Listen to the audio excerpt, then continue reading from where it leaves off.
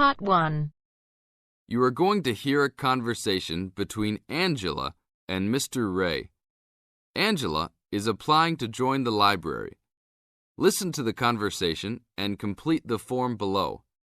First, you have some time to look at questions 1 to 5.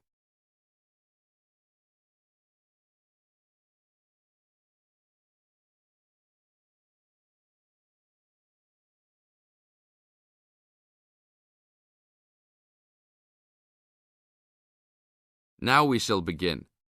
You should answer the questions as you listen, because you will never hear the recording a second time. Hello, how can I join the library? Well, you need to make an application. Would you like to do it now? Yes, if I can. One moment and I'll get the form. Now, I just need to ask you a few questions before you sign at the bottom. Okay. Your full name, please. Angela Mary Price. Price? Yes, that's right. Okay, and your address? Apartment 3, 86 Bridge Street, Pimlico. Bridge Street. That's just near here, isn't it? Yes, not very far. Good. So the postcode must be 2065, right? Yes, that's right. Now, your telephone number. I need both home and work if you have them. My home number is 8763-5142, and work is 8456-1307. Do you need anything else, like ID or something? Yes, your driver's license will do, if you have one. Right. It's easy to remember. I know it by heart. 4040AC. I'm afraid I'll also need to see it. Okay, here it is. Thanks. And your date of birth, please? 24 March 1981. Okay, thanks. That's the most important part completed. But if you don't mind, I'd also like to ask you a few questions for a survey we're conducting. Yes, that's okay. Now you have some time to read questions 6 to 10.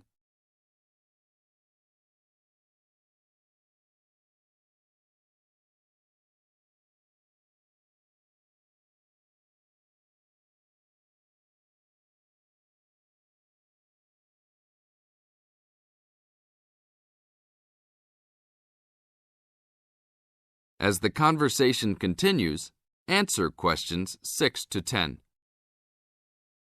What kind of books do you like to read? Here's a list to look at. Oh, it varies from time to time, but I always like to relax and learn about other countries I might visit one day. I don't like anything too heavy or serious, unless it's about animals or the environment. I'm not really into sport very much. Anything else? Well, I do like entertaining at home. You know, dinner parties. So I suppose you'll have something for me in that line. The pictures in those books always make me hungry, although they never seem to turn out exactly as they look in the books. Fine. I think that's all I need now, except I need you to sign here on the application form. Oh, and I almost forgot. The membership fee is $20, which is refundable if you no longer stay a member. There you are. Do I sign at the bottom here? Yes, that's right. You can borrow books now if you wish, although your membership card won't be ready until next week. So if you want to borrow today, you can pick up your card when you return your first books. That's if you want to take some now. I think I will, but I'll have a look around first. Okay, take your time. That is the end of Part 1. You now have half a minute to check your answers.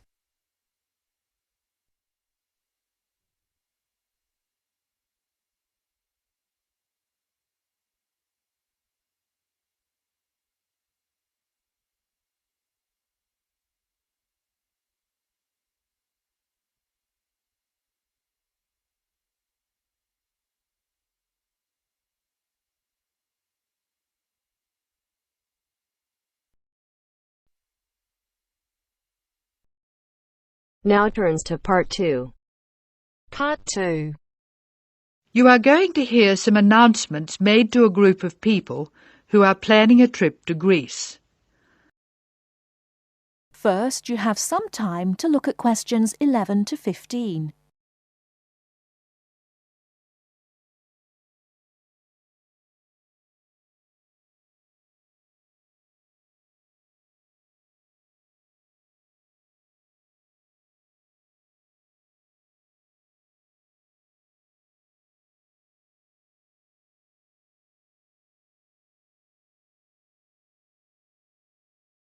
Now, listen carefully and answer questions 11 to 15.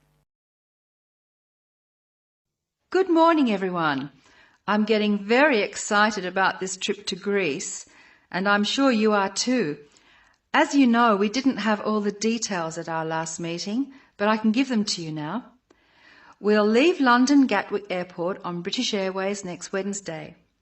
Please be sure to be at the airport by 6:30. I know it's early, but our departure time is 8:25 a.m. We're quite a large group and we don't want to have any hassles. Please be sure to have all your travel documents ready. We'll arrive in Athens at 2:25 in the afternoon and there'll be a vehicle there to meet us. It'll be a full-sized coach so everyone can travel together. We'll spend 3 full days in our hotel in Athens, although we're only being charged for 2 nights accommodation, which is good news. The second day we'll go to the National Archaeological Museum to see the enormous collection of ancient Greek works of art, antiques, statues, a brilliant display. We'll eat out at a typical Greek restaurant on Thursday night. It's going to be a very busy time in Athens. Friday morning and afternoon we'll visit historic sites, but we have nothing planned for the rest of the day. On Saturday we're off to the islands, the Greek islands of ancient myth and modern romance. Now the big news. At first we thought we'd take the ferry, but we've been very lucky to secure a sailing boat, which is big enough for all of us. I'm really excited about this part of the trip because we'll see the islands to the best advantage and we'll be able to cruise around and sleep on board. We'll get off at different islands and for one part of the trip we'll have people playing Greek traditional music actually on board with us. Now I'll pass out a brochure with all the details. Before you hear the rest of the talk, you have some time to look at questions 16 to 20.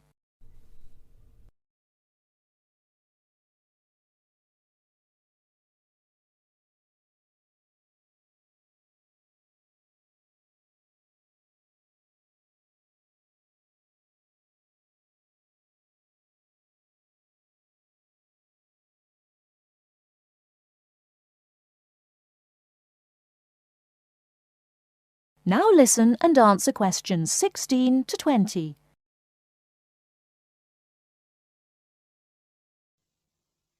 A lot of work has gone into organising this tour, and I'd like to thank in particular the travel agent who got us a really good deal, and the people at the British Museum who offered us such good advice.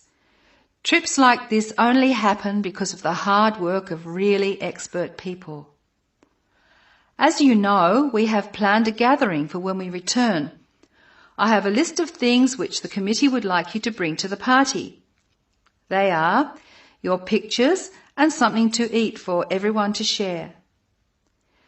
You are almost bound to have people ask what we have in common and why we're travelling as a group. I suppose the answer is that we're interested in learning about old societies and vanished cultures, and we all enjoy travelling. Of course we enjoy fine food too, but that's not as important. Oh, I nearly forgot the last piece of information. You'll see there are labels which I have passed around for you to put on all your luggage. Could you fill them in, please? On the top line, please write Greek tour, and on the lower line, write in block letters, I mean uppercase, the letters AA and the number 3. That's AA3. We need to have these labels clearly displayed to help the baggage handlers keep our luggage together on the different parts of our trip, so please don't take them off.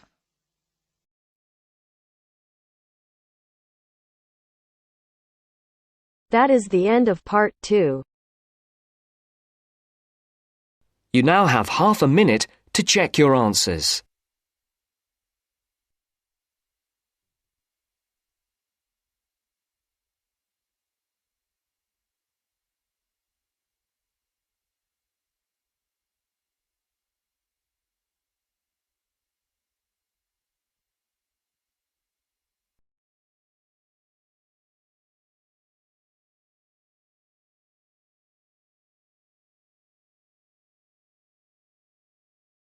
Now turns to Part 3. Part 3. You will hear a discussion between students Maria and Jack. In the first part of the discussion, they're talking about their opinions about some of the things in their universities. First, you have some time to look at questions 21 to 26.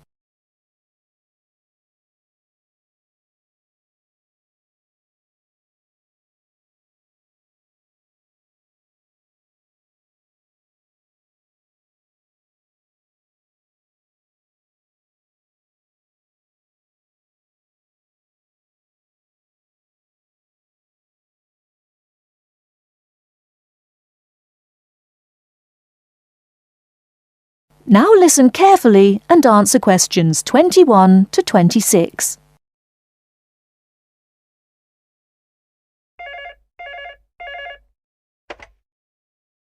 Two four one 4331. Good afternoon. May I speak to Jack Robert, please? Speaking, please. Hi, Jack. This is Maria. Hello, Maria. How are you getting on there? Fine. I arrived in Nottingham yesterday. I've just settled down and I live on the campus of Nottingham University. Oh, that's good. Do you like the campus? Yes, it's beautiful. What do you think of yours? Edinburgh University? It's marvellous. It's on a hill and very close to the sea. I like it very much. It sounds beautiful. Jack, what's the weather like there? Oh, it's fine and sunny. It's said that the weather here is very nice in summer, but awful in winter. What's the weather like in Nottingham? Well, it's a bit depressing. It's been raining since yesterday. I can't go out, so I have to stay in my room. What about your room? Is it a nice one? Yes, it's small and elegant. How about yours? Mine is an ordinary one. It's a twin study room. I share it with one of my classmates. He's intelligent and very friendly. We're getting on quite well. How's your roommate? She's very nice, but a little bit quiet. She likes reading and seldom speaks. By the way, do you like the Scottish food there? Oh, I like it. It's very delicious. Oh, really? I don't like the food here. It's disgusting. It has no taste. I have to cook for myself in my room. Well, Maria, as the saying goes, when in Rome, do as the Romans do. Come on, don't be too choosy. Oh, someone's at the door. I have to answer it, Maria. I'll call you this evening. Bye. Bye. Ellen, a student union officer, is conducting a survey about the university facilities. She is asking 2 students about their opinions. Before you hear the rest of the talk, you have some time to look at questions 27 to 30.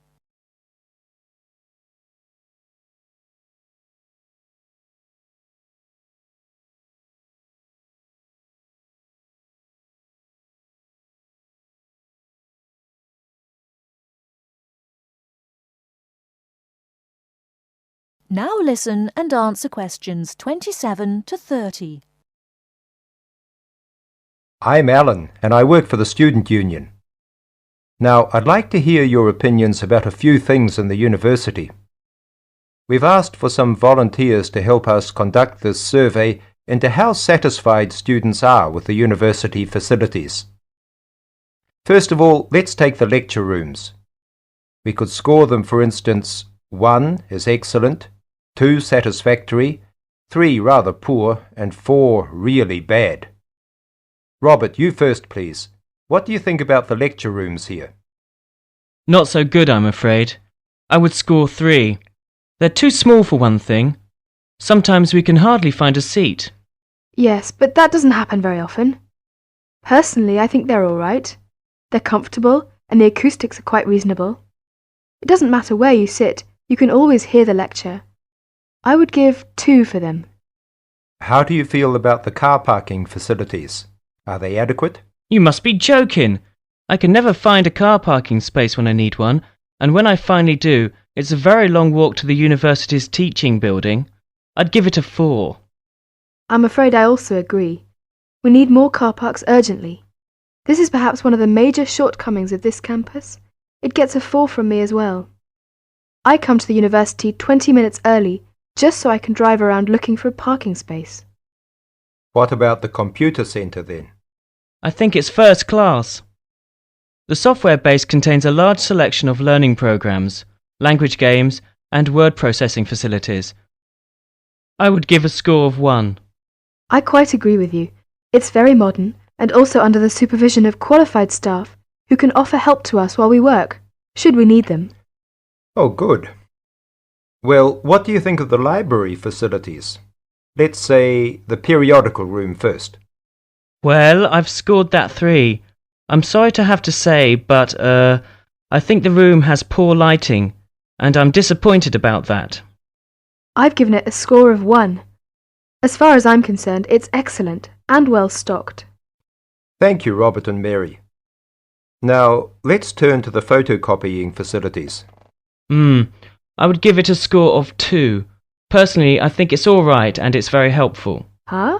I would score 3. I think it's too expensive for photocopying, and there are not enough machines.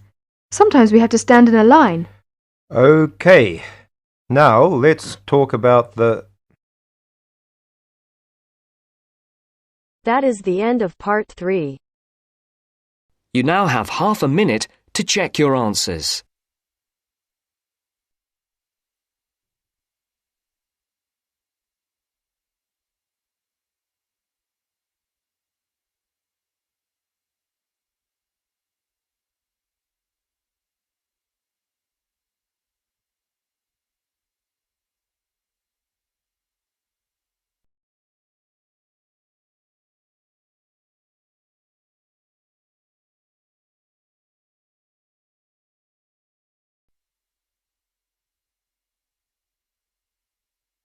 Part 4. Part 4. Complete the notes below.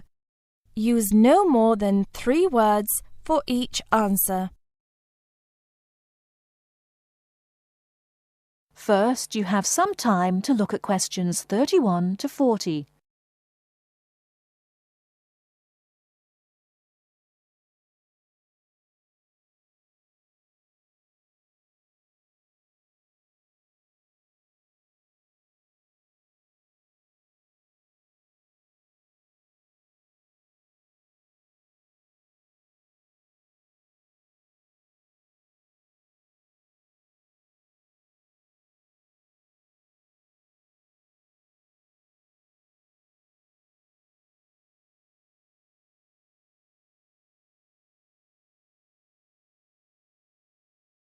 Now, listen carefully and answer questions 31 to 40. Good afternoon. I'm glad you all found your way here. Now I'd like Dr. Wallace to introduce us to the Arboretum. Good afternoon. Although at first glance the Arboretum may look like a park, it is a research and teaching facility that also provides a place for people to develop a positive relationship with nature. When then University of Wisconsin-Madison purchased the land, mostly during the 1930s, much of it bore little resemblance to its pre-settlement state. Instead, it had been turned into cultivated fields and pastures that had fallen into disuse. The university's Arboretum committee decided, early on, to try to bring back the plants and animals that had lived on the land before its development. Though they may not have anticipated it at the time, the committee's foresight resulted in the Arboretum's ongoing status as a pioneer in the restoration and management of ecological communities. In focusing on the re-establishment of historic landscape, particularly those that predated large-scale human settlement, they introduced a whole new concept in ecology: ecological restoration. The process of returning an ecosystem or piece of landscape to a previous, usually more natural, condition. Madison was a fast-growing city in the 1920s. Fortunately, some leading citizens recognized the need to preserve open space for Madison's residents. Most of the Arboretum's current holdings came from purchases these civic leaders made during the Great Depression. In addition to inexpensive land, the Depression brought a ready supply of hands to work it. Between 1935 and 1941, crews from the Civilian Conservation Corps were stationed at the Arboretum and provided most of the labour needed to begin establishing ecological communities within the Arboretum.